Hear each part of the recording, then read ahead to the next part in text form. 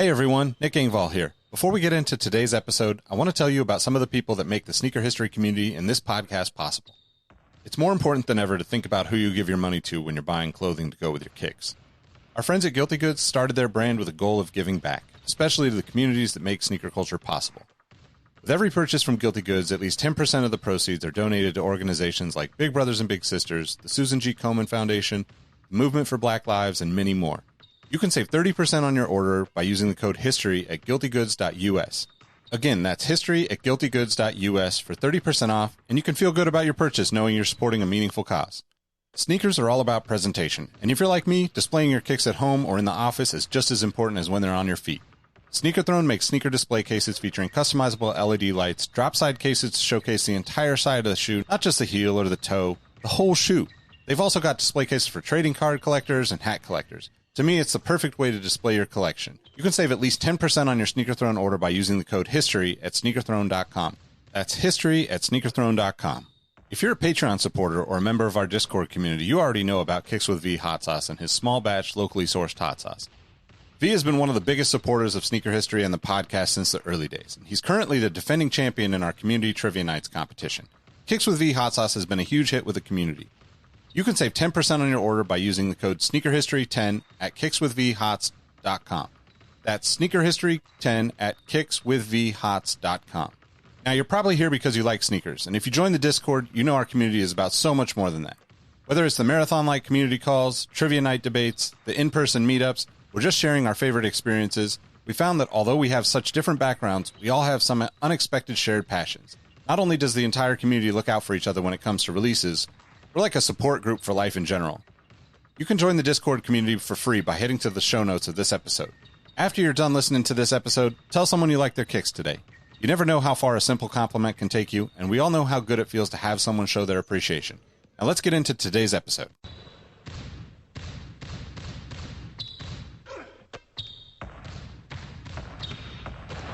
Jordan trying to shake off Starks. Oh, what a James with no regard for human life. Final seconds. Bryant for the win. Iverson against Gill. The crowd on its feet. Allen for the win. Welcome to the Sneaker History Podcast. Yo, what's going on, everybody? Welcome to another episode of the Sneaker History Podcast. Of course, it's Mike here. I am running solo, but I did bring a special guest. Known to us as Jay, but known to the world as Shanghai Soul. Jay, what's up, man? Happy to have you here. What up? What up? I'm loving. I'm on break right now, Chinese New Year break. So happy Chinese New Year to everyone out there. But what I love about this is I get to record on weekdays now, whereas before it's so hard to schedule time because a full-time job and then the time difference and everything. So my bad for screwing up the time earlier. But yeah, I'm happy you got me on, man. Yeah, dude, man. So, I mean, hey, we're like literally two different sides of the world, so it's easy to get the time zone screwed up. It's all good. I mean, we were off about 30 minutes. It's all straight, so no worries there. But, shoot, man. So, right into it. What you been wearing lately, man? I just got these, so they're not on foot yet, but oh, is that kind of the vintage navy dunk? Yeah, the vintage navies. So like they're a women's release, but they kind of go up to extended sizing. So I wear a size 10 like you do, and so they had these up to a size 10.5. So I was able to get a size 10 on these. You got to, man. Those are nice. There's probably in the slew of dunks that have been coming out, everything's been kind of bland, I feel like, and then I think there's another version that's going to be a Michigan high. Yeah, and then Michigan State high. Yeah, Michigan State high, and then a black white high. Michigan State low, and then a black white high. Oh, okay, that's what it is. It is, and those are done well. And I'm guessing that nice. Is everything nice on the quality and everything compared to the plasticky dunks we've been getting? Same plastic. No. Dang, I thought they were going to be better. Nah, they're the same. Yeah, they're the same. It is what it is, right? We just can't. It is what it is. What's the point of complaining? But like, it's funny because like I recently started kind of like just dabbling in a little bit of like customizing stuff. Like I use a lot of those Foxtrot uniform pens. Shout out to them. And so I kind of like vintaged my Jordan 1 lows, the neutral grays. Mhm. And then I had a pair of New Balance 550s that I also like kind of aged using their pens and stuff. And to be honest with you, this is like something that you could do like super easily, and it might even come out a little bit better than this. Like if you got the time, obviously. Than a mass reduce. Yeah, I have to say. The pictures were deceiving, man, because when you look at them on like all like the promo pictures and stuff, it may look like, oh, that leather's going to be nicer. It may look like it's going to be a higher quality and it's going to be like the old style shoe. But I mean, like you said, you could do it yourself. Get the pins. I mean, there's tutorials everywhere on YouTube. I mean, from I think Hess Kicks to Sneakerhead in the Bay. There's a ton of guys out there doing that stuff, and you can learn. I think that the Michigan State ones, the green upper is a little bit different. Like these just look like navy, like just regular navies. Like they didn't do nothing to the upper part at all. They just they just yellowed the midsole. But I think the green ones, they look different. Like they look almost like shinier. You know what I mean? It's got like, it looks like patina almost. Yeah. So I think they actually did something different with those, but these are nothing changed on them. I gotta keep an eye out for them. They haven't released here yet that I know of, so I gotta keep an eye out for it. I know that's gonna be one that's gonna go fast. I mean, every dunk does. I mean, today, I mean, I know you're about 12 hours ahead of me, so I guess you're February 2nd. Did you guys get the dunk? I guess what was it? They just re-released a lot of them. A bunch of like the black white dunks, the panda dunks. Some other dunks, they just kind of restocked a bunch of things today, I think, on sneakers. I didn't catch any of it, but I think I kind of heard it through the grapevine. You know, Twitter just kind of explodes. So like that restock was only on US sneakers. Like we didn't get that. That's not up on our sneakers app. Oh, dang. Well, you got better stuff there anyway. You didn't miss anything. Didn't miss a thing, man. It's the same things. They just keep. I know it's because of all of the, just the supply chain issues where they kind of have these random trickles in of, oh, we got more supply, but it's like, I'm just sick of the same. If I see another black, white dunk, like I just don't understand the shoe. And I know Greg over at the Sneak Disc, he loves that black, white, that dunk. He says he needs it. I'm just like, I'm so sick of seeing it. So like, okay, so two things. One, what'd you pick up? You pick up anything recently? I picked up way too much. I wore this. I've been wearing this All-Star Kobe. Haven't got the hoop in a while, but this is my favorite Kobe model, along with the Kobe 1 you guys see behind me there. But been rocking this one, copping. Probably one of two of the best quality shoes there in the boxes right now. Or you can see one, the Eric Emanuel Forum 84 in that college pack. Okay. And then the Reebok Beams and Paperboy. I've been talking about them for a minute, but those are just some of the two best quality shoes I picked up. My goodness. And they're both $120. Yeah. I mean, people sleep on those things because they're not the hype product, but I'm just saying, if you want something that's real leather and like real nice, right, you got to kind of explore. So then the other thing I was going to say is about the Dunk re-release. Would you rather, as a buyer, do you think, because I was talking about this with Nightwing, with Chris over at Wear Testers, and he was saying, and we were talking about like the logistics and the supply chain issues and everything. Would you rather they do like a 50,000 amount drop like they used to do? Like, do you think that would help a shoe to sit, or like if they do like these as it's coming in, they keep selling like 8,000? You know what I'm saying? Like 8,000 4 times versus like a 40,000 amount drop at once. Like, I think that because they're coming out periodically like that, people feel like they have to grab them up because there's only like 8,000 of them, as opposed to like 40,000 over a weekend.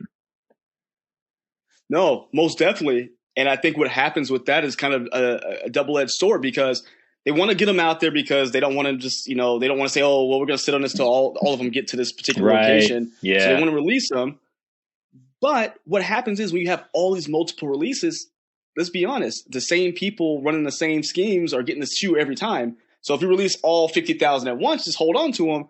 There's a better chance. Yeah, there's some people who are going to run their bots and get more pairs, but I feel like when you release them all at once, there's only so many they can get, as opposed to, hey, they're looking over here, I can get some over here. But if you release 8,000 at a time, they're ready and waiting to go. As soon as that monitor shows them, oh, they're going to be at Foot Locker or it's going to be at wherever, they're ready to roll. And you turn on their computer at 9 a.m., they're sold out at 8:59 some kind of way. Mm-hmm. So I think the bigger release would help the situation. There's still going to be disappointment. That's just the nature of the game. But I think it can help a little bit. Right. For sure. Yeah, but like I say, that's just a beast, though, man. But besides the dunks, you pick up anything? I know you're in a hot spot of everything. Man, it's funny. So like, I just posted a photo of the Big Bangs. We had talked about it off air for a little bit. So the Big Bang LeBron 9s just dropped. They're supposed to be the 18th in the States, but who knows whether it's really going to be then. They didn't have a full size run, but they did have up to a size 10, which is just, I think, probably too small for me because, like I said, like 10 and a half for those, but they run so small. Mm-hmm. I didn't pick those up. 250 retail. I don't know, man. Yeah, 250. It's pricey. Real pricey. They were 160 back in the day. 250, bro. And they're really limited out here. Like, we Watch the Thrones, we had a really small drop. Now, Greg said that Watch the Thrones were still out in the States. I don't know if you guys have seen any Watch the Thrones. Yeah? Sitting? Yeah.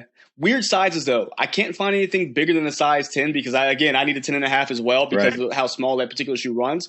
But I've gone a few different places, like a popular store here, Sneaker Politics, has like a couple size 7s and 8s floating around. I was looking at, I think Feature had a couple sizes, but it's all weird small sizes. Here, LeBrons really do get bought up by the hoopers. Like bigger footed people who are going to actually put them on court. And so that's why it's easier for smaller sizes.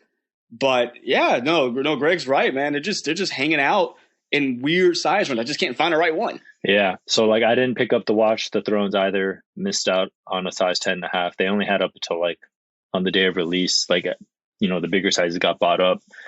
Let's see. Oh, I picked up the Air Max 1. It's an old pickup, an Air Max 1 Evergreen. You know that pair? They came out. They came out with the orange pair. It's like a magma orange. It came out like 2 years ago. Yeah. Dude, I've been on the hunt for that pair for so long. So they never released in Asia. And all the sizes in the States are like, don't get me wrong, like we all pay resell and stuff, but I can't bring myself to pay like $280 for a basic GR Air Max 1. Like, there's no collab. There's no special colorway. It's the same, suede and materials as a Royal and OG Red. So it's just real basic. And so I put a bid in StockX for like $240, and it was there for like months. And I was on GOAT and nothing. And then all of a sudden someone picked up the order. So I was like, okay, bet. Then it is what it is. Like, like $270 out the door after taxes and stuff. And I was like, man, I've been looking for this shoe for like 2 years. So that's another pickup that I got. Yeah, dude, I remember those. It was one of those shoes I was they kept floating around. They would go on sale randomly in some places, but they would never get to that level I wanted to buy. Yeah. But when the Pattas came out, I was like, if I can't get this orange pair of the Pattas, I'm going to go after the Magmas. Everyone had the same idea, though, because all the stores took those off sale.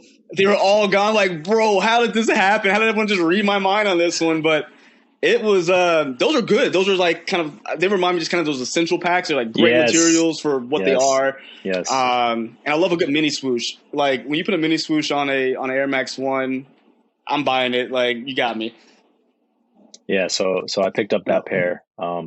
And I think that's about it recently. Like everything before that is like just, a couple months ago. I've been kind of, being good with the budget lately.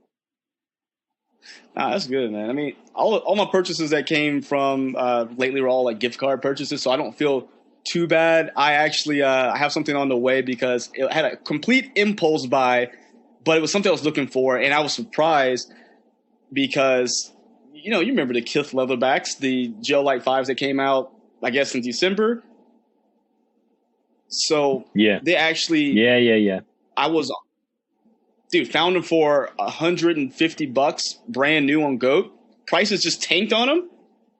Grabbed a pair. I was like, all right, well, I'm just gonna get these, and I can't say no because the shoe, the Gel Light 3, was an $800-900 shoe. I'm like, that was something in 2011 I coveted, but now like I can actually get a pair and have it a little bit under what they were charging. So I had to buy it. Wait, hold up.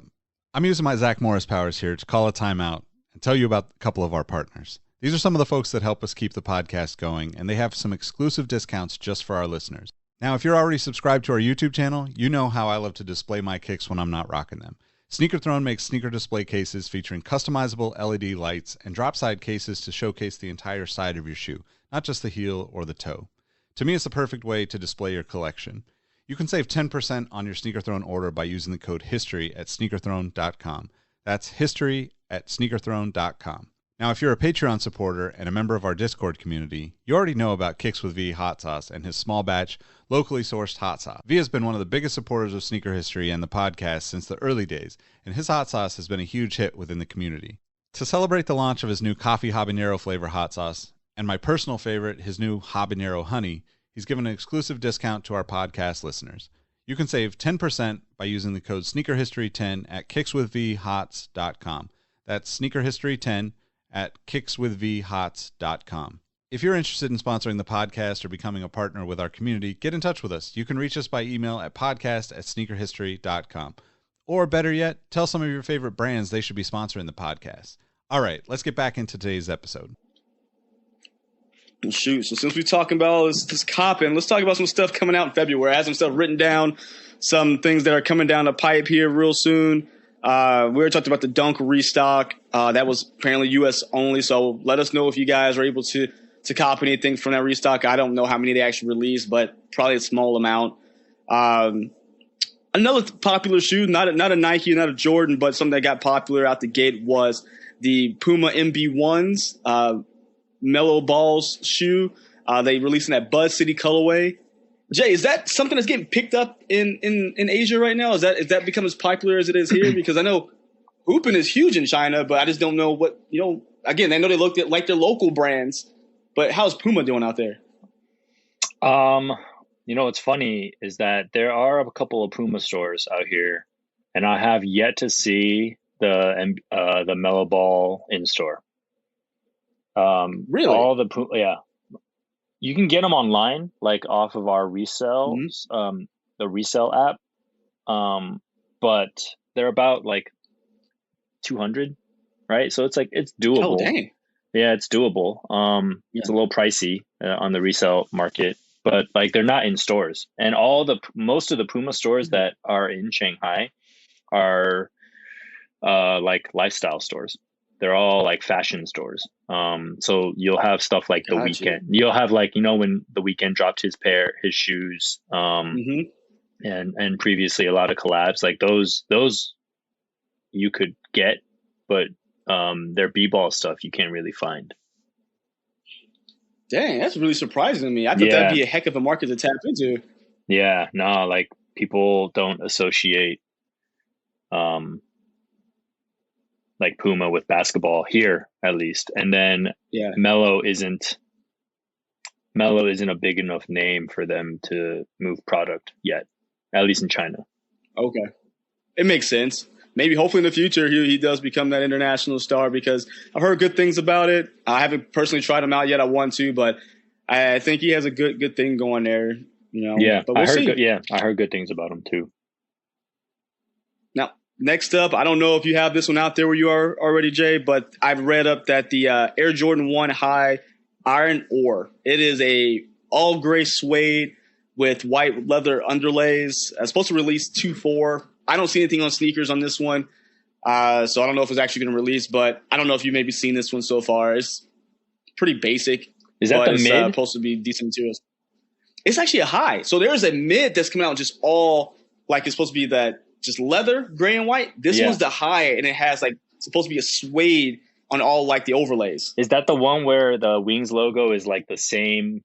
Like it's not a different color. It's like yes. Yeah, right. No, those haven't released here yet.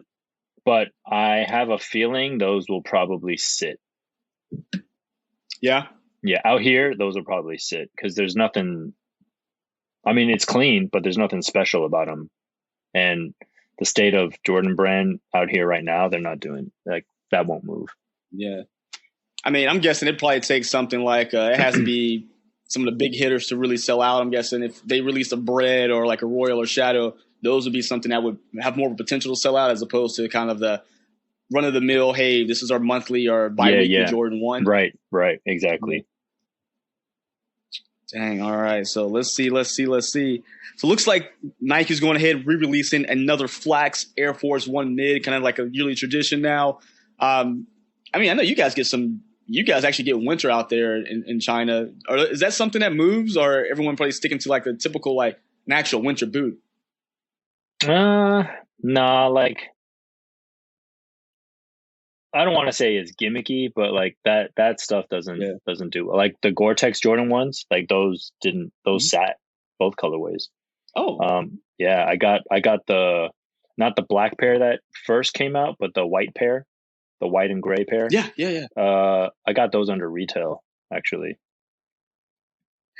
Do they work though? I know you'll get rainy season. Like, would that be a good shoe for your rainy season? Yeah, I mean, to be honest with you, they work pretty well. Like, I poured water on them, they just ran off, which is weird because it's suede. You know what I mean? Like, it's not like it's not like patent leather. It's well, maybe it's not suede, but it's definitely like there's parts of it that are like fuzzy leather, and it just runs off. It's pretty weird. Why some crazy treated like Durabuck or something? Yeah, maybe they like sprayed the heck out of that oil thing. or something. Yeah. Just roll it off. Yep. All right. So here's one I think when I saw this, I had to bring it up. It's going to be probably hard to get and super expensive, but I think this is going to do well in your neck of the woods, along with where I am here in the States. But the Jound Bapesta collaboration that's supposed to be coming out in that white neutral gray colorway. It's supposed to be 2.25, so I guess in the end of the week, clean. I mean, absolutely clean, but out of my price range most likely. Yeah, and those like stuff like that, we don't get a lot of that stuff. Like the Jound New Balances, like the OG ones, like the green pair and the gray pair. Like I don't even know if stores got them. It was probably like boutiques that got them. Like the actual New Balance stores, I don't think any of them actually sold those shoes. Really? Yeah. So like, do you have like the Crocs? What is it? The Salehis? Salehi? Mm-hmm. I don't think. Because there's like a Croc like flagship store that's like not too far from my house, and I called them and I was like, "Yo, you guys gonna get them?" They're like, "We don't even know what this is." Really? Now they could have been lying. International product. Yeah, they could have been lying about that, but they definitely didn't sell them in store. Like they probably knew what they were because they work at the Croc store, but they definitely didn't. They didn't sell in the store. Dang. Okay. Yeah.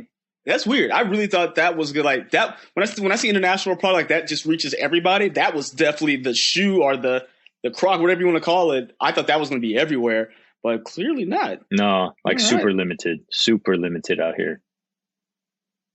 All right. So sticking to the international tip, I know that Bad Bunny is an international star. I don't know any of his music, so please forgive me, all you Bad Bunny fans. But he has an Adidas Form Power Phase coming out. It's supposed to come out on the 9th. It actually looks pretty cool. I like it better than the low forms he did. Yep. Is that something you guys are getting out there? Probably not. Like I said, they kind of like pick and choose what collabs they're gonna like sell out here, and like Bad Bunny is just not big enough in China, right? So no offense again, like you said to Bad Bunny, but there's no market for his shoe out here. Interesting. Okay. See, I'm learning something new every time I talk to you, Jay. All right. So moving down the list, we have the acronym Blazer Low. Both those colors are supposed to be coming out on the 10th. I've actually seen a lot of press around those lately. Not my cup of tea with the huge brace on the back of them, but seems like that's a fashion piece. I mean, Yep. I know that seems like something that fashion forward, a lot of the boutiques, things would have them there as well. Like those will sell. Those won't sell in the Nike flagship store, but we have a Nike Lab out here, and that's like the perfect Nike Lab shoe, right? Like that's like what you're gonna see there, because that's the kind of shoes that they carry. Yeah. Oh, I love Nike Lab stores. Yeah, They're Nike, their stuff is so good, but it's so expensive, man. Yeah, like, gosh, their ACG stuff is ridiculously expensive. What is that? Errolson Hugh, who went through and just really revamped ACG for Nike Lab, and then you're looking at like a $500 jacket, $300 pants. I'm not rich enough for that, man. I just need the shoes. And like, I don't know if I just don't think Nike, well, for me personally, I'm just speaking for myself. I don't think Nike has that reputation of extreme high quality goods where I'm okay spending $500-600 on a piece of clothing from them. Oh, I'm with you on that. I mean, if I need to go get some outdoor gear, I love ACG stuff for like the street, but I'm going to like REI. I'm going to get the real stuff that I know is like tried and true, like Patagonia, all that stuff, North Face. I'm not going to go buy Nike for my outdoor adventures. Yeah, exactly. Like even though it's like claimed to be, right, but why? I'm not going to spend $600 on a jacket when I can go to North Face and get something for cheaper and probably more like built for it. Yeah, and a lot of things. I was going through reading them back in the day on the ACG stuff that was that pricey, they did go in and do some kind of ad work where it's like, oh, I'm in a forest, I'm getting this stuff wet and all this stuff, but it was mostly their urban jungle kind of things they call it. It was meant for like I'm out here just like out in the, I'm the photographer taking these pictures in New York City in a cold or whatever it may be. Mm-hmm. That's what they really geared it towards, as opposed to, I think, real outdoor wear. Right. Not to take anything away from it, but there's just real product out there for it already. Right. ACG kind of strayed away from it what it used to be. Yep. All right. So our last release we're going to look at, it had to end up with a Jordan 1. One at hype was up here originally. Now I think it's literally hit the floor. But the Dark Marina Jordan 1, it got pushed back from original January 22nd release date, now coming out on February 16th. It's actually hit Sneakers app now. Doesn't mean anything can still get pushed, but I feel like there's a lot of these out there. Every sneaker YouTuber besides myself, because I just hadn't bought a pair, has already done a review on these super early. Yeah. I think there's already out on the shelves, right? So this one's weird because I thought for sure these would sit. They're not. I haven't seen them in stores, but like if you go to the resale sites, they're retail or just slightly under. So it's weird how they're not on shelf though, but resellers aren't, like, even the resale stores are selling them for retail, but I haven't seen them. I don't know why. I checked on GOAT earlier. I was wondering, I was like, well, I bet they're out overseas, like Europe and Asia. So I was checking them out to see if anybody's selling. I mean, they're going to release here, Jordan 1s are 180, 190 now. They were releasing on GOAT after fees, I think like 230, 240. And like, that gives me some kind of hope that they'll sit and I can get a pair easily, because I really like them. I'm a big fan of the Royals. I never got a pair, so I was like, this is the next best option.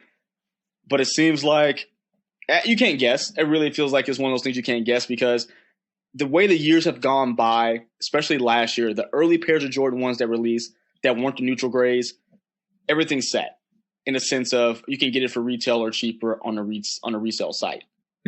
So I don't know if we're going to follow that same pattern. They kind of build up to the bigger release, but this one looks like it may follow that same, along with that iron ore, just kind of be ones that are easy and more pocket friendly. I'm just surprised because Pollins are still sitting. Like, you go into some of the bigger Jordan stores and Pollins are on shelf, and these are exactly the same as Pollins. And I Mhm. like the Pollens better, but I can see why someone who maybe like a person who doesn't have as many shoes would be like, oh, I got to get the Marina Blues instead, right? Because it's closer to a Royal. Yeah. It's not as loud as the Pollens. But to people like us, like the Pollens, like were an amazing shoe, and so those sat. Yeah. So I assume that these would sit. They're like I said, I don't see them on shelf, but they're retail, so they're selling somewhere. You just haven't seen them in the store yet. Interesting. Yeah. Now, I heard you talk about a few times now that resell, they've moved on from the shoes. They've learned the nickel and diamond of just getting the fees and stuff back. That's not that wasn't a big fish for them. They moved on to, like you say, watches and fashion and clothing. Do you still have those lines? Because my buddy, our mutual friend, Josh, when he first moved out to Shanghai, he said people were literally like paying older folks to stand in line for them at a certain point to get the shoe. Like he said, he would go to the store, he would never even have a chance to get the shoe, even if he was in the line. He's like, everything was already spoken for. The relationships were already built between the reseller and the store that you had no chance unless you were in that group. Yeah, like people. Oh man, it's like such a long story. It's like not a long story, but like it's come a long way, right? Because I've been out here since 2011, so I've been out here for 11 years now. Okay.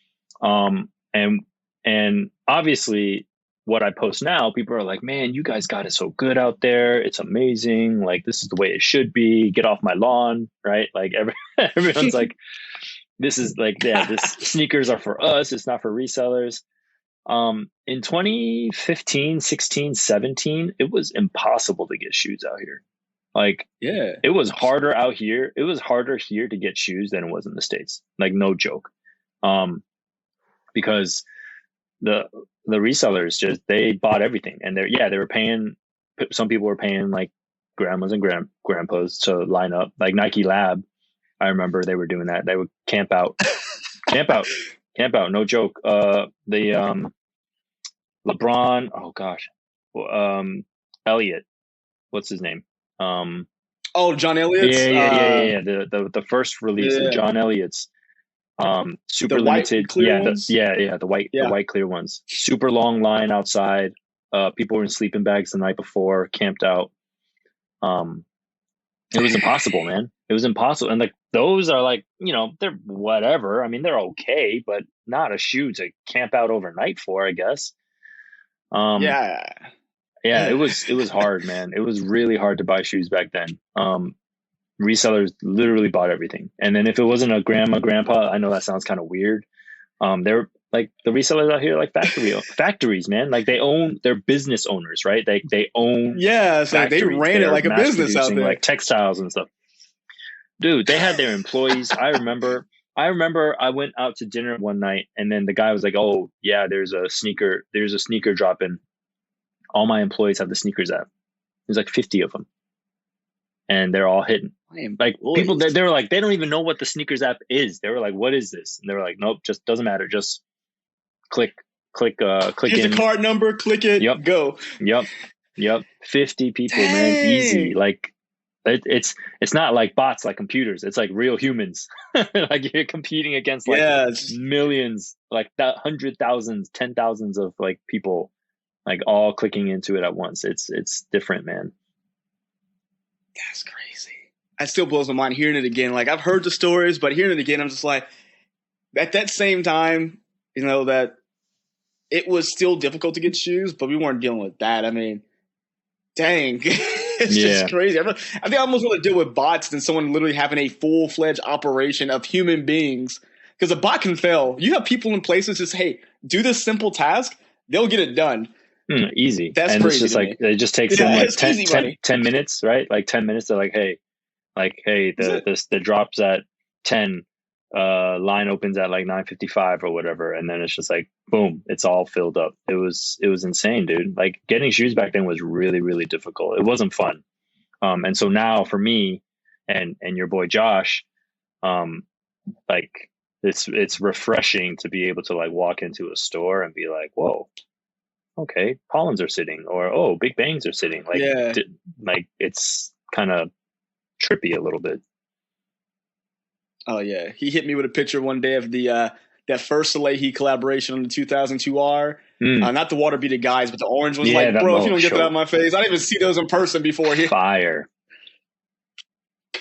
Such a good freaking shoe. I'm like, yeah, I don't even know what that even looks like, and we don't even get a chance to see those kinds of things here. I'm just like, I lived through him.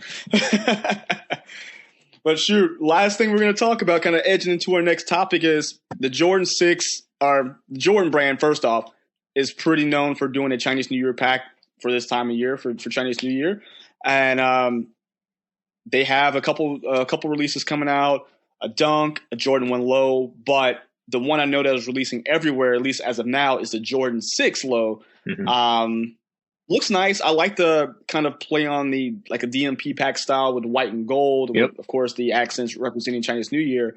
But Jordan 6 Low is not a popular silhouette. Nope. Especially after they changed it. And I mean, after us, we've talked a few times, and you said it to me, you said it to other people, but CNY Chinese New Year sneakers aren't always popular in China. That's one of the ones that's said a lot. And here, we don't get them all the time, so we clamor to them like, oh, I got to get it. It's super rare. But, I mean, you kind of fill in the blanks there, man. What are we looking like this year? Oh, they're so like they haven't dropped in the States yet, right?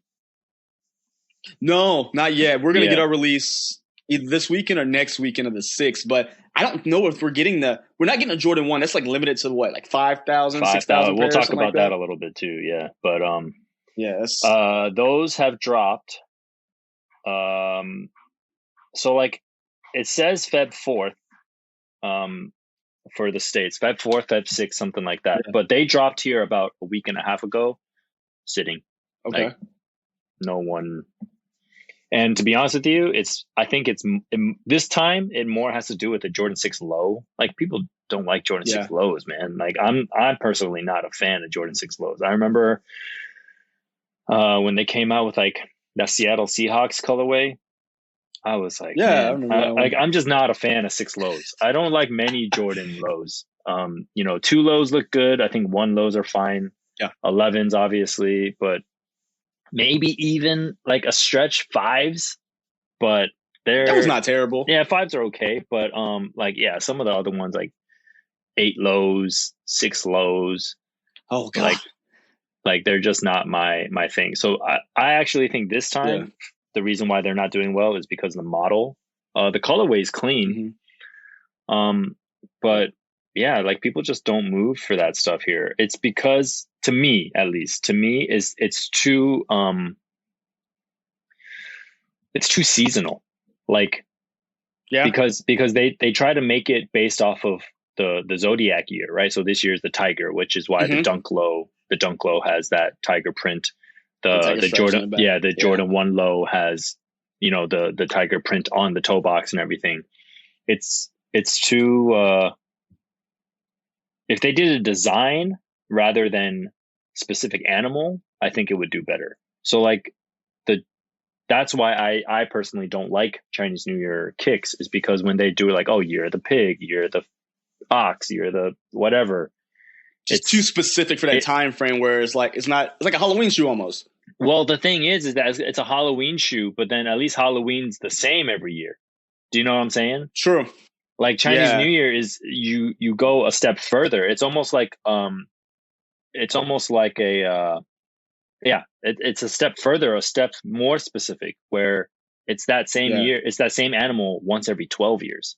So it's like, oh, yeah. So next year is going to be a different animal, right? So like, am I going to want to wear a Year of the Tiger shoe when it's the next animal up? Probably not. So that's why I don't like it. Now, the Jordan 6 doesn't have that print on it. So I think that was okay, but it's because it's a 6 and people don't like it. Like for me, I'm Year of the Pig. So I would, if it were, let's say it were the Year of the Pig, I would buy it and I would feel okay wearing it every Chinese New Year because that's my zodiac sign. But if I bought a Year of the Tiger this year, I'm not Year of the Tiger, right? And it's okay to wear it for Year of the Tiger, but next year when it's a different animal, I may not want to wear that. It's no connection to you personally to want to wear it again until 100%. 12 years from now. Yeah. That makes sense. Like, so to all the non-Chinese or people that didn't know about that, like it's different every year. The animal's different every year. So just because it's Chinese New Year, it doesn't maintain its wearability the next year. Yeah, and I just didn't realize it was every 12 years. I thought it was a quicker cycle than that. I'm like, I never really looked at the Zodiac calendar, but dang, yeah, that makes no sense for them to do that. I mean, so I remember the China exclusive last year, I think. Yeah, so I don't think it wrote did them well down. because So last year's was the Jordan 5 low, and it was a tearaway. It was Mhm. like a white beige Yes. canvas. Yeah. And then you could tear it away. Now underneath it was just regular CNY Chinesey print, which is fine, right? There wasn't like based on a zodiac animal, but didn't do well. Like, just I think people find it gimmicky. They're like, oh, it comes out every year. It's not a big deal here. I don't even know how well those do in the States, though. Like, do those do well either? It's iffy. It's iffy. Just depends. If they say the word rare behind it, or you get that connotation of I can't find it anywhere, it's gonna do a perceived well because there's not many of them. Right. So if it's a lot of them, though, I mean, I've run into, gosh, dog, I'm trying to think of a Chinese New Year shoe that it's been some Nikes out there that you can run into the outlet. You'll go into the outlet and see, oh, there's a bunch of them out because it wasn't rare, it wasn't limited. So of course the Jordan is always going to do better than expected because it's a Jordan and they put that kind of, again, that connotation behind it. But I've realized now that with just us talking, a lot of the Chinese New Year like Jordan releases are very undesirable models. Like I think 2 years ago it was the Jordan 7, and it was a lot of things going on. I don't even know if I don't know if it was for the actual Chinese New Year, but I gotta look it up for you. I don't remember the name of it exactly. So we can do a little trip down memory lane. So this year is the Jordan 6 white low. Last year was the Jordan 5 low, the tearaway. 2020 was a Jordan 13 with it looked like clot. It looked like clots because clot uses that for their logo. But then the bottom of the 13, it's like the elephant feet. It was like bright pink. I don't know if you remember. Yeah. So then that was. I do. They set everywhere. That's like gross. Like color blocking is ugly. Like beige and hyper pink like that. You know what I mean? On a shoe. Yeah. And the 13 is big. It wasn't good. And I think a lot of people got confused. Because that's kind of like Clot's logo. So a lot of people that bought them were like, oh, it's kind of like Clot, right? So they bought it for that. Okay, so I just looked up the price on the Jordan 5 lows from last year. On StockX, the lowest ask is $250, which I think is kind of high for that. That is a bit much. What do you think? Right? That's a bit much. I don't know. Average sale price is $235. So like, I guess they do well, but it's also a year ago. I don't know. 2019 was the Jordan 12 black tearaway. The taxi? Yeah, but it wasn't the taxi yet. 2019 was the Jordan 12 black, and you could tear away the upper. So it had, my brother had those. It almost had the same print as the Jordan 5. It's like the sock liner. You could see the print on the sock liner, but you could actually tear away the upper on the 12s. 2018 was the Jordan 6 fireworks. Mm-hmm. So it was it looked like the DMP6. That's the one. It looked like a DMP6, and it had like fireworks all over the shoe. That sat everywhere here. And they were expensive. Retail was $250 on those.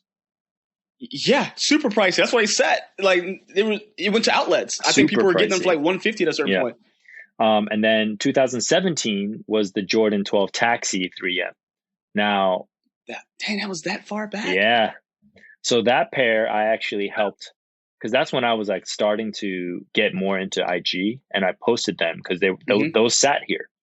Retail was retail was like 210, like 200 something, right? It was over 200. Yeah. And then I posted them, and a lot of people hit me up and was like, "Yo, those are crazy. Can you help me get them?" And that's when I was still like more willing to send shoes because the shipping wasn't so expensive then. It was like maybe like $50 to send shoes back then. Oh, that's not terrible. Yeah, and so I bought them and I sent them, to a couple of homies. That pair wasn't too bad because it resembled more of a taxi. People were more accepting of it, you know. Mm-hmm. Yeah, Yep. the whole upper was 3M though, and let's see, 2016 was the Jordan 5 Low CNY print. Now, this one is interesting. If you look it up, it's like really wild. It's like turquoise. There's like eyes on the back of the shoe. It's like hot pink, turquoise, blue. See that? 2016 Jordan 5 Low CNY. And then I remember Mello had his CNY shoes that used the same print. CP also used the same print. But as far as I remember, 2016 was when they really started making yearly Chinese New Year shoes. And the only one of them, sounds about right. And the only one of them that has done well is the taxis. The ones that look like taxis. The ones that don't look too Chinesey. You know what I mean? Like, I'm serious, man. Like all the ones that are like loud and bold and all that, nope, don't do well. And the ones that are the most expensive are the ones that they made super limited in. So in 2020, 21, 22 is the first time they started introducing the Jordan 1 Low Chinese New Year.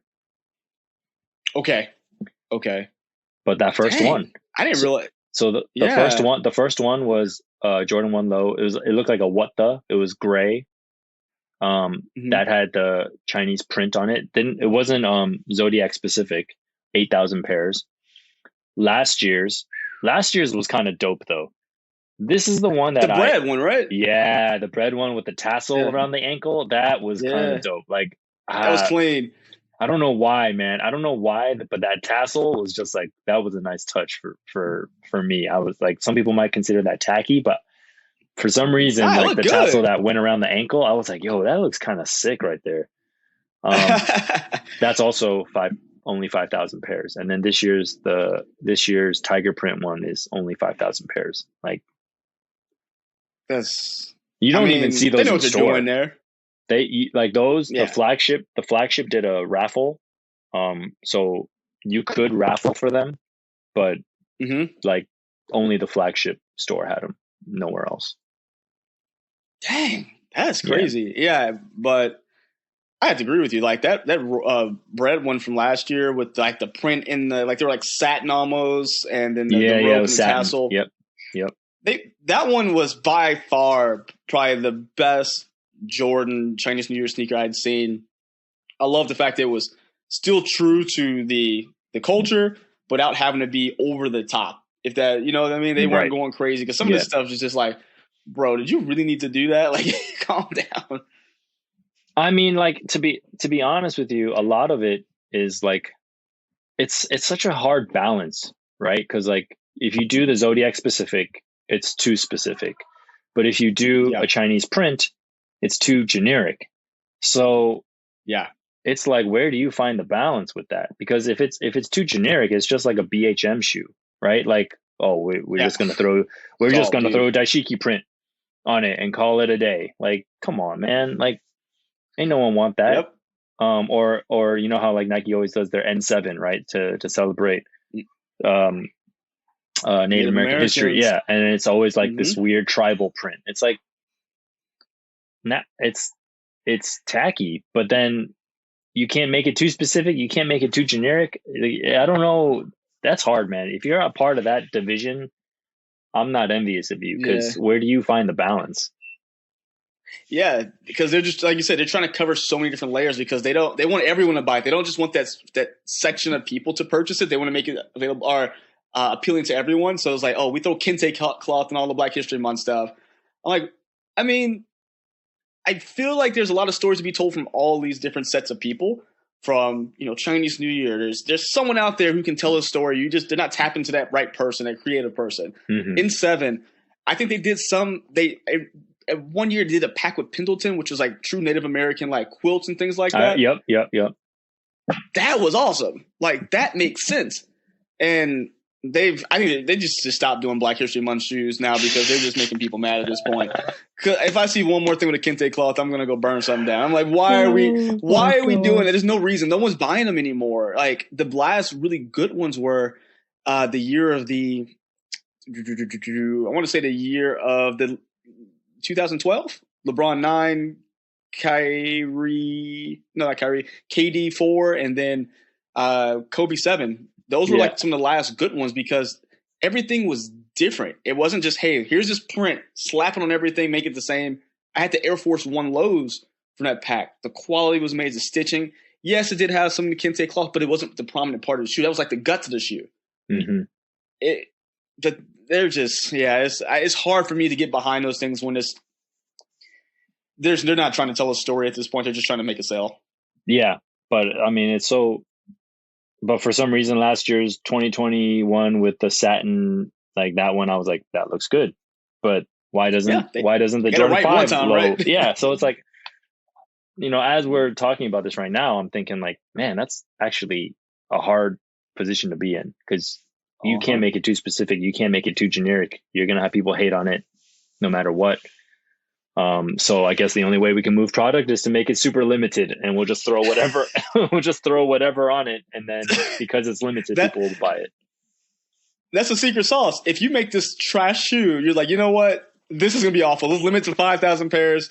Call it limited, and just scatter them everywhere. People go crazy. But if you make it available to everyone, they're like, ugh, I don't know, I can't touch that. 100%. Like it's the weirdest. Yeah. And it was funny because doing research for this episode, I went back and I was like, when did they start doing it? Chinese New Year print, 2016, and I was like, okay, those are ugly. 2017, okay. 2018, nope, ugly. 2019, ugly. The 13s, ugly. 2021, ugly. Like, I'm just like, these are all ugly to me. And I was like, I don't know if I'm their target audience. Like, I'm Chinese with, born in the States. Like, is this targeted to me? Because if I find it ugly, who's this for? Yeah, who's this for? I don't know who this is for. Well, what about shoes that just have the Chinese theme? So they weren't associated with CNY when any reason. So like the Greater China Jordan 7, that was the one I was talking about. That was just kind of everywhere. Had some of the wood block, like the wave prints inside the medial side of the shoe. Really nuts. A lot of different like textures. It's one of those shoes you can get for a really low, like relatively low price for Jordan on resale market. But you look at things like the Empire Jade LeBron 8 that came out last year. Mm-hmm. That was I thought that was a beautiful shoe. I actually got a pair. I got it from Goat. It was dirt cheap it was under retail. And look at it now, it's even further under retail. It's just like a crack red leather with the gold underneath, really the representing the Chinese colors with the jade glow in the dark outsole. I mean, I feel like those things, I don't know how they do there, but again, they're so readily available here that no one wants to buy them. So I don't know, because the LeBron was a China exclusive. I don't know if that was actually something that maybe Hoopers even bought. Like those did okay. I mean, they sat, but they're gone now. So clearly they did okay. There's some stuff like that is non-collab that I have that I'm like, man, these are beautiful shoes. So like, I'm going back in the vault now, but like Air Force One Taiwans, like, oh dang, like I bought a pair. So like, I don't have the OG, but I bought a retro of them like 5 years ago. And I remember like, I was like, yo, this is like, cause I'm Taiwanese. So I was like, I have to have these. Like, they're so clean, like just a white patent leather Air Force One, but it was kind of like a fatter swoosh and it had the Taiwan colors on it. It's clean, like, dude. Yeah, that's a super clean shoe. Like that to a lot is like one of like the, Air Force One grails kind of. But those, when they came out, people only like, it's that term, like if you know, right? Like people were like, yo, I got to get these. The last Air Force One I bought, Oh, actually, I bought two China specific Air Force Ones, and like that to me means more than a Chinese New Year shoe. So one of them that I bought For sure. is a white and gold pair of Air Force Ones, and they're called Air Force One Shanghais. So Okay. on the back heel tab, there's on the back heel tab, they have a Chinese character, which is the character on all Shanghainese car license plates. So it has that character on it, right? And then Yeah. it's like a clear sole. It's white and gold, looks super clean.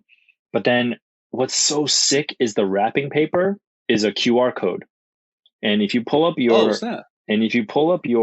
cell phone QR code and you scan it, it's a map of Shanghai that pops up on your phone. It's like all 3D.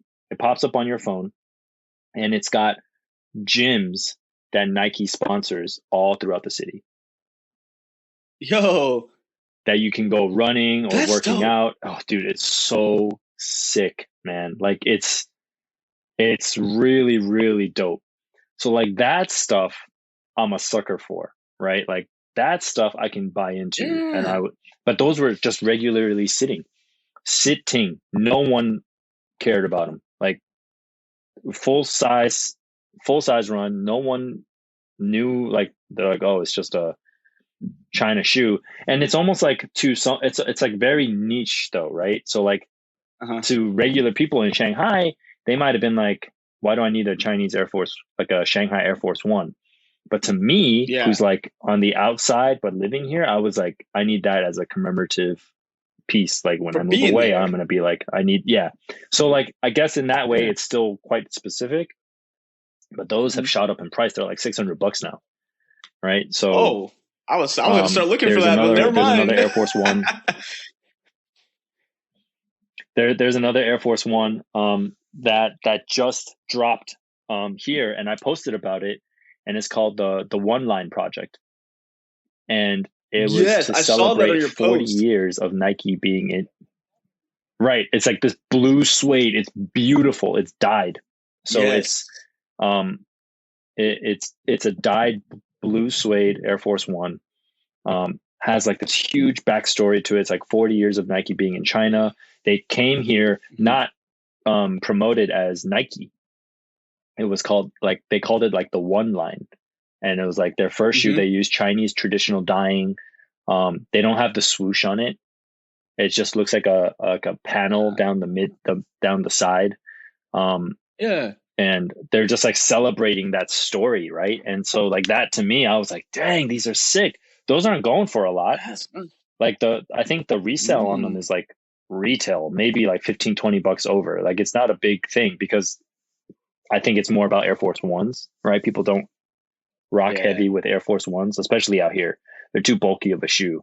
People like the slim down Really? silhouettes. That's why Dunks do so well in China. Makes sense. Makes sense. But yeah, but then that's a gorgeous shoe. It came in like with like bags and stuff. It tells the whole story. That looked dope. It's got, instead of Nike in English, it says Nike in Chinese, which is like the pronunciation of it. Yeah, and so I was like, dude, I have to have these. Like, this is such great storytelling. And so That's awesome. when we're talking about like Chinese themed sneakers, yeah, it's super dope. The Chinese themed sneakers, CNY doesn't do it because people find it gimmicky, but like those other specific ones, like Air Max Day, when they did the Shanghai, the water one of the winners, from like 3 years ago, right? Yeah, the blue one. A lot of people you like cut the paper off, or I mean, you could, yeah. So like phrase. You shouldn't, but you could. So like a lot of people hate that shoe. I think it's an awesome shoe because of the designs. I thought that one was like the coolest one. It was 97 with like the water and everything. So going back to your original point, Chinese New Year is gimmicky because it seems forced. These are like actual storytelling where I can super appreciate it, and I'm very willing to spend my money on that. Not willing to spend something that comes out every year that's like super generic. Yeah. No, I'm right there with you, man. That's the stuff that gets me. Those things that have that kind of kind of one-off stories and one-off just like I don't see this often. And that's really the things I think that come and go. And you look back, you're going to wear that shoe 10 years down the line. Someone's going to freak out like, holy crap, you got that shoe, or where were you? How did you get it? And you can say this had a full size run sitting here because no one cared. They were too busy doing this other stuff. And it's just those things that is always that 2020 or what hindsight's 2020. That's how it is with people who buy sneakers a lot of the time, because at the moment they're like, oh, I can catch it later on sale, or oh, it's not going for a lot on the resale, so I won't buy it. There's some good things out there, man. They're just kind of going under the wayside because of that. Yeah, totally. And I mean, we won't spend too much more time, but like same with the Singles Day. Yeah. So Singles Day in China is Chinese Black Friday. And it's like, it's ironic because it's actually celebrating not being married. So is that what it is? Oh yeah. I didn't know what it was. Yeah. So it's called Singles Day because it's November 11th, 1111. It's 11. So I'm dropping knowledge. I'm dropping knowledge for all your listeners right now. So it's the anti-Valentine's Day. I had no idea. It's the anti-Valentine's Day. Oh. See, I had no idea. I always wondered what it was. I'm like, I just never asked. I'm like, I get to ask someone eventually, and the day is fine when they come, because I just had no idea. I've always heard it called a version of Black Friday, but I didn't know it was the anti-Valentine's Day. So that's like the biggest shopping day of the year? Biggest. So it's basically retail therapy. It's retail therapy for people not being in a relationship, and they're like, you know what? Take care of yourself. Buy something nice for yourself. All the stores online. It's like China's Amazon. They all go on crazy sales. It's like Cyber Monday. It's like Black Friday, Cyber Monday, all rolled into one. And people will like stay up super late to like go shopping online, and they'll get these massive discounts. And so they do Singles Day Jordans. And for the past, I just counted 5 years, they've done it. 6 years. So almost the same time that CNY Jordans started coming out, they've also done single day Jordans as well. So like we haven't gotten them all. I think we just started getting them.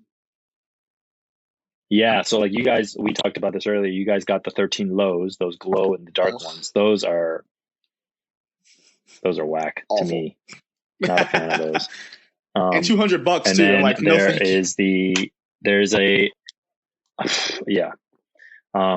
there's a single day. It's a satin 6. Yes. I remember that one. Yep. Those didn't do well. There's a rub away red 4 for the women with a gum sole. Yeah. That one was clean. It wasn't bad. Yeah. Red with a gum sole. There's the most famous one is the single day red 13s. Yes, I do remember those. The midsole is also the midsole. Yeah, I don't think you guys got those either. I think that was like 2017 or something like that. But the midsole on those you could rub away too, and so it. I didn't know that. Yeah. Because the midsole on a 13 is really small because it doesn't go around the full part of the shoe, so that's also a rub away. And then another one that looked pretty clean. This one did well too, but I don't think you guys got this one. It was a single day 13 3M. It's a white and black. It almost looks like a. Do you know what I mean? It almost looks like a He Got Game, sort of. We didn't get that one. I remember what you're talking about. I remember seeing it in blogs, but we didn't get that one. We didn't start getting them until I think that 4 might have been the first one we got here in the States. That one was clean because that one actually, if the midsole was 3M, but like that color blocking of white and black, because you never saw that in a 13 before. Like those look pretty good. And but yeah, so like it's always 13s. I don't know why. Like there's been 3 single day 13s. I don't know why 13s. It should be 11s. Why have they not done a single day 11? That would make a lot of sense. A 1 in 11. That would make a lot of sense.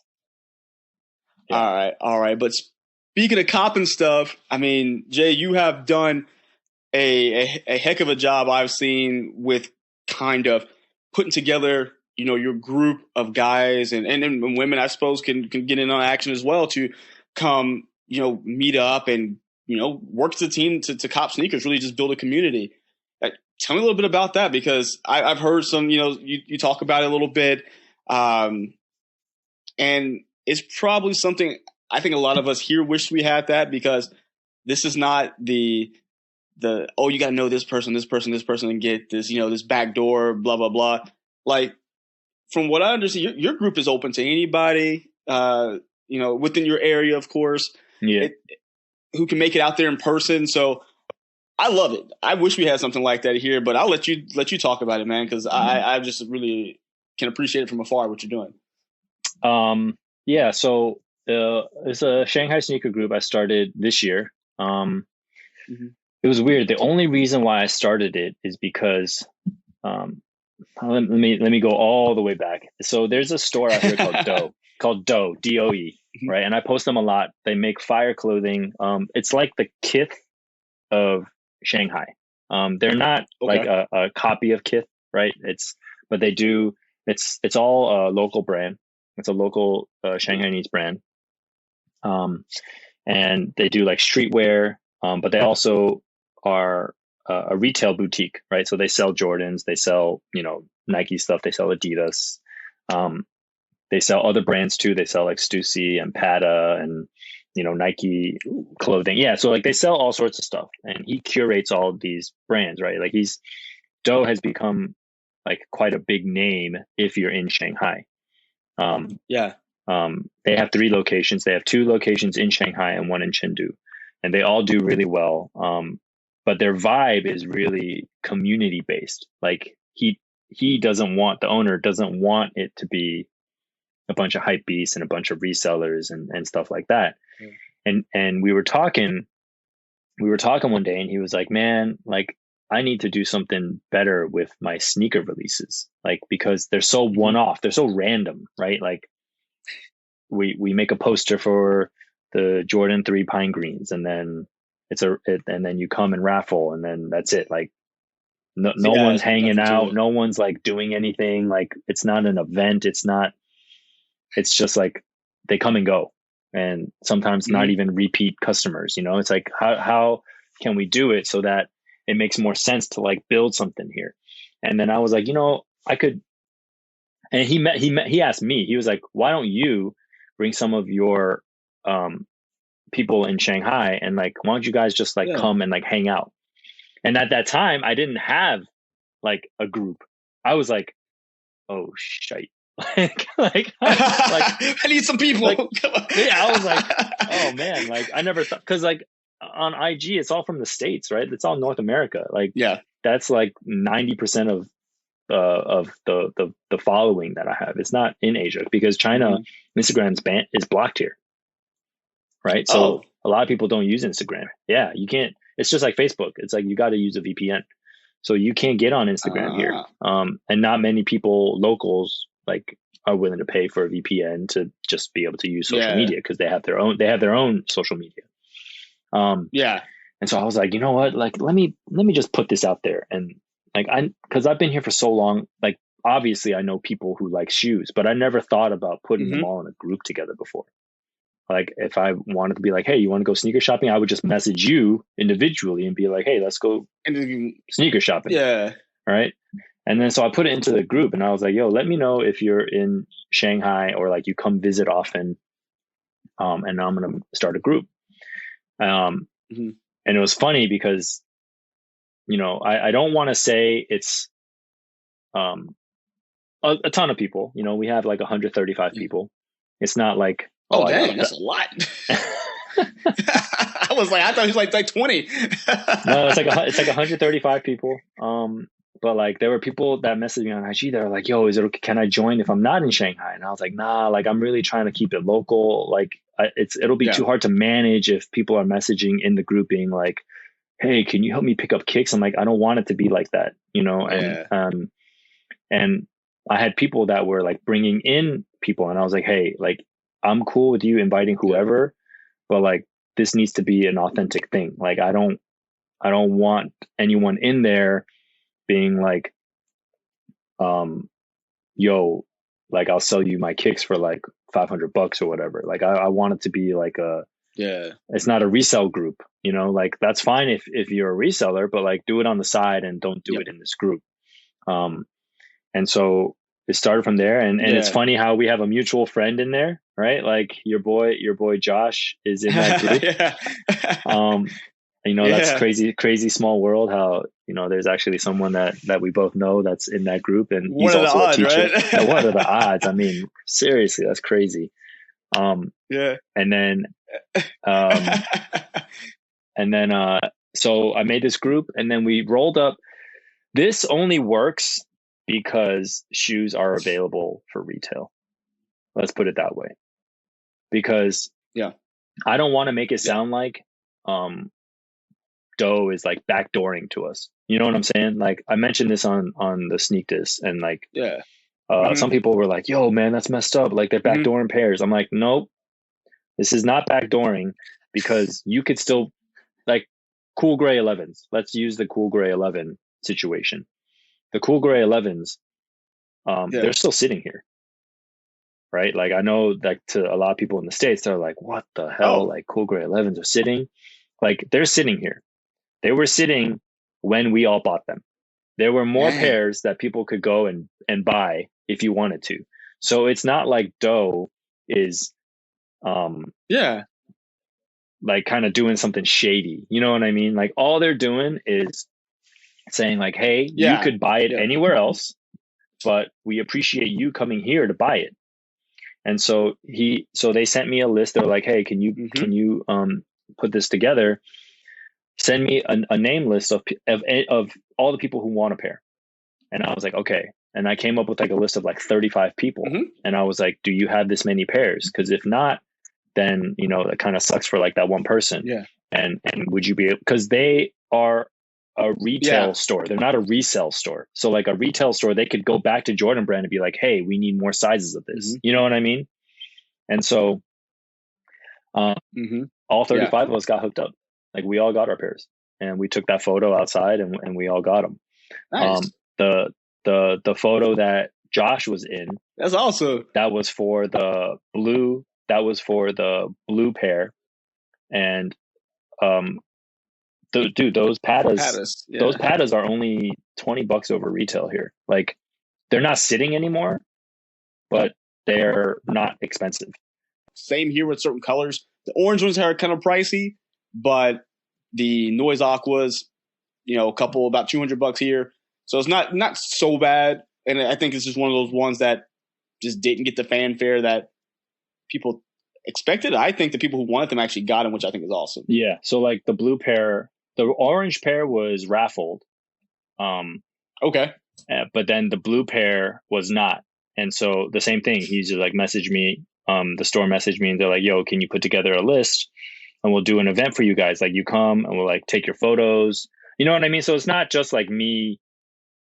All I'm providing is the information, right? Like, you guys interested? Let's roll together. Like we only got 10 people. That's fine. We got 30 people. That's cool. So like, so this week, actually this coming Sunday, we're all going to Doe. There's no sneaker release going on. And I was like, it's been a while since we did a meetup, because there hasn't been any like releases that we can all go to. And Doe was like, okay, if you guys come, you guys can get, discount on coffee, that we make in house, and for the money that you spend, we'll give you a discount on everything that you buy in store. Dang. That's cool. So building relationships. So we got like 25 people. We're all going to go and just hang out. And I said like, hey, like the theme is like, it's Chinese New Year, wear your new clothes, wear your new shoes, like do what you want to like, feel special, whatever. You can wear something you want to stunt in. You can wear anything new. No pressure. You don't have to buy anything. Like we're just going to go hang out and just talk kicks and whatever. So it's not just sneakers, but it's like, I also have a connection with Mitchell and Ness. And so I get like discounts I get discounts there. And so I send product into the page, and I'm like, hey, let me know if you guys want anything. I'll order it for you, and you guys get like a 40% discount on Mitchell and Ness stuff. So like a bunch of people bought jerseys, a bunch of people got like shorts and stuff like that. I also have a connect with, they're called Supbro. It's like a cleaning company. It's like a shoe cleaning company. They're starting to get big in the States now, but they're like they're like the Reshoevnator of Asia, and they make really good drop front the boxes, the shoe boxes. Need those. Yeah, so like they make sound activated LED ones where it's like you go and you like snap and then the light, they light up. It's like crazy.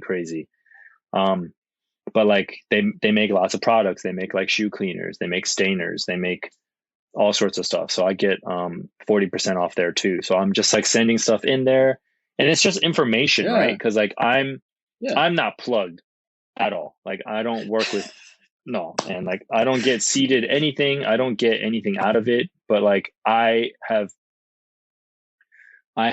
more like maybe more like knowledge about it, and I might have more outlets about it. So as I get it, I just push it into the group, and I'm like, hey, if anyone's interested, let me know. You can PM me on the side. If you want to chat about it in here, we can do that. Like we do this thing called like Fresh Fit Fridays, where we just post our fits on there on Fridays and stuff like that. And so, yeah, it's just like an authentic, genuine thing. There's no pressure. Like people come and go. Like there's, people have left before. It's okay. Right. Like not everyone. Yeah. It's maybe when they first started, they were like, oh, this is like a sneaker hookup spot. Right. That's awesome. Yeah. But like, it's not really like that, cause I don't have a You're still paying for it. We're just doing a fun group. Right. And that's dope, man. I like so that. Like we've been doing that, and so like we're finally gonna have a meetup after like 2 months of not meeting up this Sunday. So yeah, man, it's just me just trying to do something here. I'm trying to like be recognized as like, if you want to do like cool like sneaker stuff in Shanghai, like I want to be a part of it. Yeah. Well, whenever it's okay to travel overseas again, me and my wife has always been talking. We want to come out there because we want to visit my buddy, and so like we want to go out there. Just like, man, well, don't look like we're ever going to get a chance to do that. Maybe at some point we will. If you're still there, I'm calling you up. Like I want to see the store. I don't care if they have any drops or not. I just want to see it. Like just that kind of cool stuff. I don't get to see that kind of thing here. Again, of course there's a sneaker culture in the States, but I feel like a lot of it has turned into, all right, who has this and who's got the plug, right? Yeah, who's got the plug and who can hook it up. But why do you think this can't be done in the States? Now I have my theory. I have my theory on why it can be done here is because you can get shoes for retail here. So it's like, they're not they're sitting, right? So it's like, it's basically it's just a meetup. Like if we all decided to all go to the Nike store and pick up Pollins, we could do that. Yeah. I think it's a two kind of, again, it's two phases to it. One, things are sitting for retail, and two, that store owner is actually looking to run a business in a way to, hey, I want people to actually enjoy the experience here. Yeah. Where I feel like a lot of the businesses here are like, I don't care if I got to backdoor myself to StockX. I just need to get my money off of this because everyone's so, strapped for cash. They strapped that, something's going to get shut down again. I mean, that's just currently, but if you're not famous, if you're not an quote unquote influencer, there's no love for you for these stores. I feel like they don't have anything to gain. They feel like when I think if they actually just treated their customer better, I'm not saying this for all stores because there's some stores out there who do a heck of a job. I maybe haven't run into them yet, but if those places treated the everyman who, saved their $200 up for this one release the same way they treat the person here, who's, they're only here because, they're going to buy up everything this one time around, but you never see him again. But you see this guy or girl every couple months trying to buy something, but there's nothing there. It sucks. I mean, although I have an experience with social status. I mean, no shots to, James Whitner, who does this thing. He wasn't the person who did this, but I remember when it was the women's Jordan 1, that twist, that panda looking the black and white Jordan when it came out. I think 2 or 3 years ago. I think 3 years ago.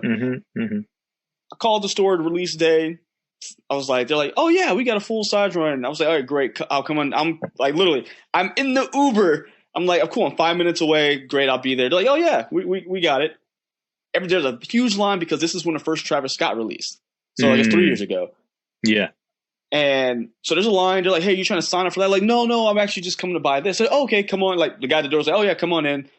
I get to the counter. I'm like, yeah, I just called 5 minutes ago. I was looking for the women's shoe, so I'm looking for 11.5 and the Jordan 1, so on and so forth, the twist.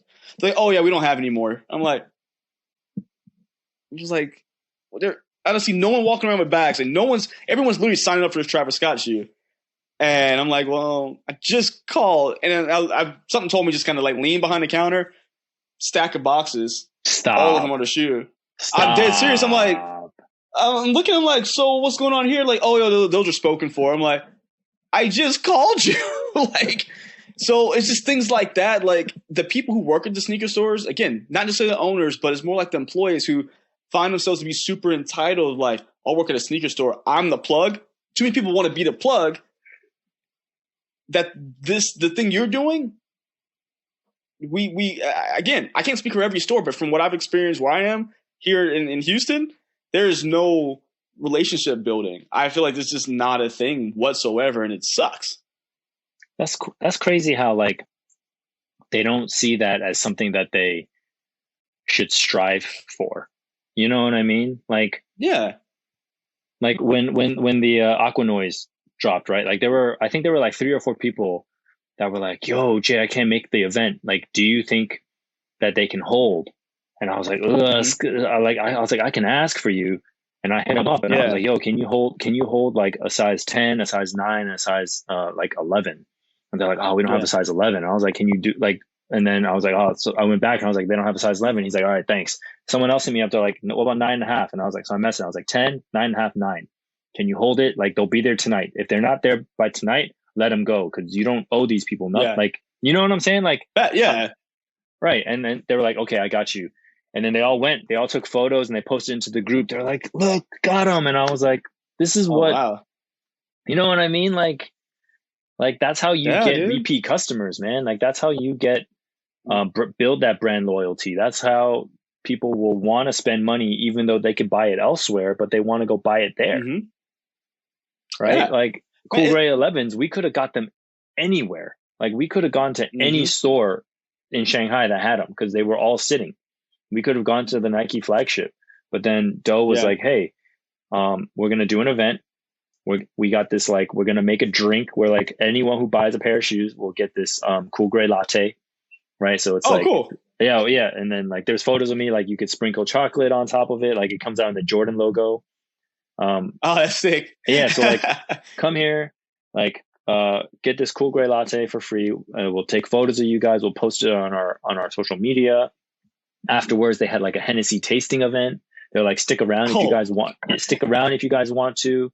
Feel free to spend some money. Like if you guys want to like shop around, do that. You know what I mean? It's just like they open their doors, and it's just like, why wouldn't we want to spend our money there? Yeah. Well, I wish. So I'm a big comic collector, and every comic book store I've ever been into, it's a very, very welcoming environment. They have things more expensive than sneakers in there. But they're not wanting you to buy them. They want you to, I mean, of course, they would love business. They want you to buy the $2, $3, $5 comic book on the wall.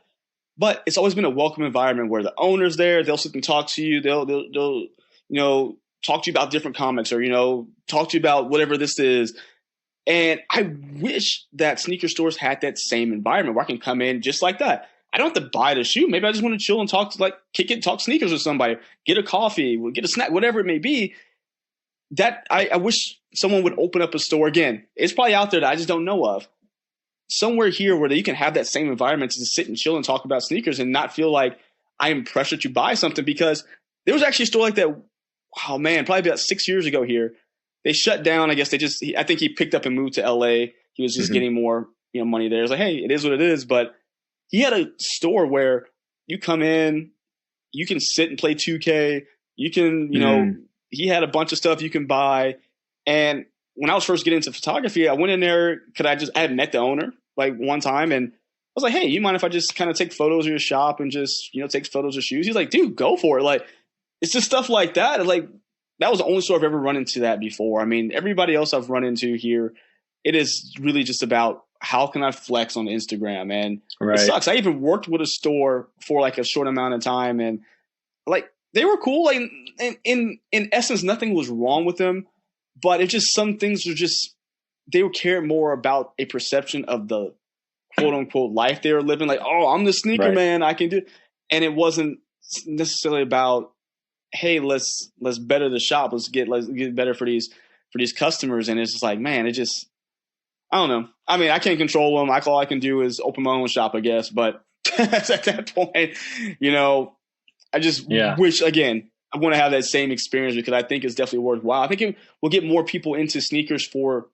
the sneaker, not just the, oh, can I put these on, like, say, IG or Twitter to get that, that 100 likes and be cool for a minute, as opposed to like, oh, let's learn the history. Like, sit and talk about the Air Force Ones that I had never seen in my life, but hearing them now, like, I want to go find and research them. And I have those kinds of conversations with people. Well, so they had that pair there, right? And dope. Yeah, they had the pair there, and like they were on shelf, and like I posted about them, and it's cool. They came. Not all of them did. It's like if you were friends and family, they came in a crate. They came in a container of what a container would look like as the shoes were coming from the States over to China. It's just super dope, dude. Like the whole thing is, yeah. I mean, I'm just trying to do a little something to like help people, and because not everyone is as crazy about kicks as we are. You know what I mean? Yeah. So yeah. Very niche. Yeah. So, I mean, it's just people that are like just trying to get information. Like there were people in the group that were like, oh, this is my first pair of Air Maxes, right? It was like their Pata pair. Yeah. Or like first pair of 11s was the cool gray pair. And I'm like, hey man, like it's all good. This is for all of us. This ain't for me. This ain't just for me or, Jordan heads. Like it's for anyone who wants shoes, man. That's what's up. Like I say, that's how it should be, man. So, man, again, shoot, I can appreciate that, man. I like what you're doing, and like where you're getting everyone involved, and actually being able to work in with the cool establishment who's looking to bring that kind of environment to their patrons. So I think that's dope, man. And really, as we before we finish up, I wanted to get your one. I know it's probably hard, but we don't know all the information about everything coming out now. But what is one thing that you have on your radar for 2022 that you know of, or maybe even rumored, that has to be in your collection this year?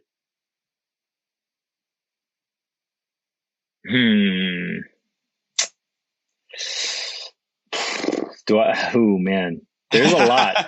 There's a lot of stuff. Okay, I'll have to. I'm gonna give you 3. All right, cool. I'll take 3. I'm gonna rank them. I think they're not in order. All right. So, the AJ1 85 Georgetowns, I think those are fire.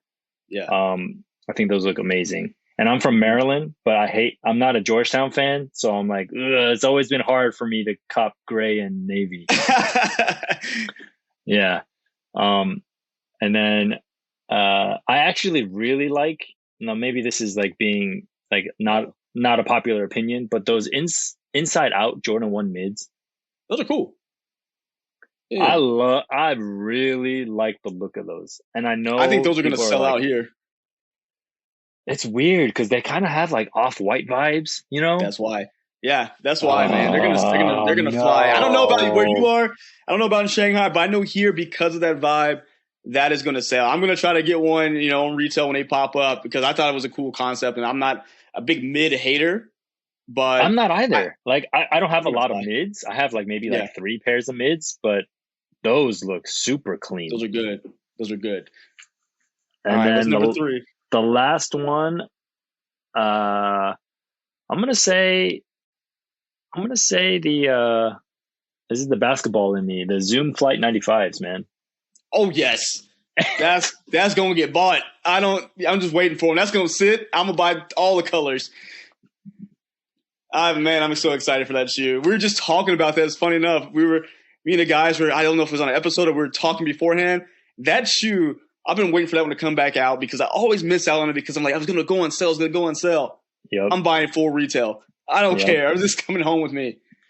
Like, I mean, I'm 38. So like 90s basketball is where it's at for me, man. Like that's huge basketball fan. And I love that pair. Like I'm still mad that I missed out on the CB 94s, Charles Barkley 94s that retroed like, man, I want to say like maybe 3 or 4 years ago. They never came out here. Oh, really? Oh yeah, they never came out here. But that was the first basketball shoe I ever bought. Like that, I laced them up every day. I remember the first day I bought them. I like undid all the laces. I cleaned them. I like smelled them, and that's how you do it, man. You get down into it. Yeah, man. Back in the day, that was it for me. Dang, man. That's the proper way to end it. So, you know what, guys? We have finished up another episode of Sneaker History Podcast. We want to thank Jay. Really appreciate you, man, for spending some time with me today. You know, breaking down sneakers, really getting to the, you know what you guys are doing out there, man. What you're getting into and how you're building a community, man. This is awesome. I can just hope that someone hears this and inspired to do it here. So, awesome. Always love talking to you, homie. And just if they don't know, which they should do, they should already. Let them know how to find you, man, on your socials. Yeah, I'm only on Instagram, Shanghai Soul. You can find me. You can check out what I post. I post a lot of like what's sitting in Shanghai. I know people get triggered by that, but it's a good reminder to like show that like, sneakers, it's not everywhere in the world that is kind of messed up right now. Like it's crazy because we both from the day where we remember being able to like just go in and try on shoes and like and all that stuff. I know. I mean, but it's coming back around. I promise you. Yeah. Your time, your guys' time is coming. I promise you that. So just be patient and don't go crazy. But yeah, I mean, I appreciate you having me on. I've been on the episode with Nick a few times now. He's a good dude, and I love what you guys are doing. I love your pod. I wish you guys got to have me on for the panel drafts and stuff like that, where you guys do your top 10 and top 5 picks, man. I'm always like, man, I want in on this one. We have to plan a big one out. We want to do multiple people. So we did one with our Discord group, and it was really fun with a lot of people. So we need to plan one out because we need to get you. We need to get Greg and George. We need to get Sean and Chris, the guys from the Sneaker Podcast. I would love to get all the guys together for that. For sure. And then if your boy Josh isn't gonna hook you up with sneakers, man, just hit me up, man. I got you. Just let me know if you're looking for something. I'm about to fly down there right now and go get those big bangs and squeeze my foot into that size 9 and just like hurt for Sure, man. But no, man, appreciate you as always, homie. I'll talk to you probably tomorrow before this is all said and done. So you guys, please subscribe to the podcast. If you're looking at YouTube, hit the subscribe button. We're trying to get the Sneaker History channel to 1,000. We are close. I think we're about 900 right now. So come on, let's do it. Hit that button. It takes 2 seconds. You guys are here listening anyway. And yeah, man. Until next time, peace. Hey everyone, this is Nick again. Before you take off, do us a solid and head over to Apple Podcasts and leave us a review. Give us a rating on Spotify or Amazon Music. And make sure you're subscribed to our YouTube channel because we have even more content coming for you in 2022. Speaking of new content, we have an amazing community of sneaker enthusiasts that hang out in the Sneaker History Discord on a daily basis. While sneakers is the connection point that brought us all together, we've all discovered countless shared passions we have in common with other people within the community. We recently launched the first of a handful of new podcasts that will be coming directly from our Sneaker History community. We'll get into the details for those in a future episode, but I'm excited to share that the Exhaust Notes podcast is now live. This is a show about the world of cars, racing, and other automotive-related topics. If you're a fan of Formula One, Formula Drift, cars and coffee, or you're just a weirdo like me that enjoys the smell of gasoline, I think you'll enjoy this one. If you do, add Exhaust Notes to your subscribe list so you'll be updated when we drop future episodes. As always, thank you for supporting Sneaker History, and don't forget to tell someone you like their kicks today. Peace. Hey everyone, this is Nick again. Before you take off, do us a solid and head over to Apple Podcasts to leave us a review. Give us a rating on Spotify and Amazon Music, and make sure you're subscribed to our YouTube channel because we have even more video content coming soon. Speaking of new content, we have an amazing community of sneaker enthusiasts that hang out in our Sneaker History Discord on a daily basis. While sneakers is a connection point that brought us all together, we've all discovered countless shared passions that we have in common with each other. We recently launched a couple of new podcasts directly from our community. One of them is a Formula One podcast. If you're an F1 fan like me, the Exhaust Notes podcast is your weekly fix of Formula One fun. It's hosted by myself, Rohit Malhotra, and Todd Yates. New episodes drop every Tuesday. I've been wearing fitted hats for years and collecting my favorite teams since I was a little leaguer. It has been awesome to see so many new fans getting into fitteds in recent years. Crown and Stitch is our new talk show about fitted hats with Dexter, Keith, and myself, where we talk about fitted hats, snapbacks, throw in some obscure hats because we all kind of like some funky stuff once in a while, don't we? Copping, collecting, and so much more. New episodes drop every Wednesday. Hit the links in the show notes for this episode to give our new shows a listen, and be on the lookout for more new podcasts dropping soon. Last but not least, tell someone you like their kicks today. You never know how far a simple compliment can take you, and we all know how good it feels to have someone show their appreciation. Thank you all for the support, and we'll catch you on the next episode. Peace.